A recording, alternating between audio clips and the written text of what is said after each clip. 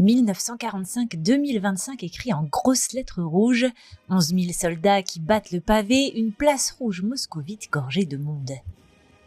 Ce 9 mai, la Russie célèbre les 80 ans de la victoire sur l'Allemagne nazie.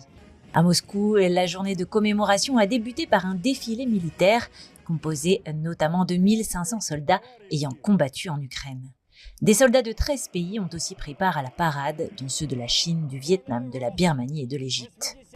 Dans les tribunes, sur la place rouge, se tenaient des vétérans et les dirigeants d'une vingtaine de nations, dont de nombreux alliés ou partenaires de la Russie comme la Chine, le Brésil, le Kazakhstan, le Bélarus, le Vietnam, l'Arménie, Cuba et le Venezuela.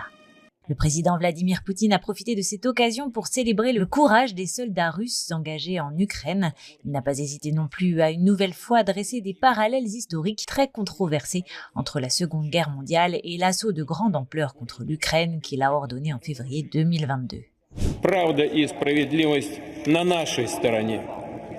Вся страна, общество, народ поддерживают участников специальной военной операции. Мы гордимся их смелостью и решительностью, той силой духа, которая всегда приносила нам только победу.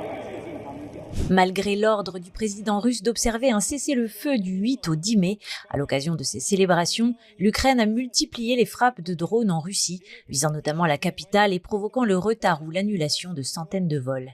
La situation était toutefois calme ce 9 mai au matin à Moscou.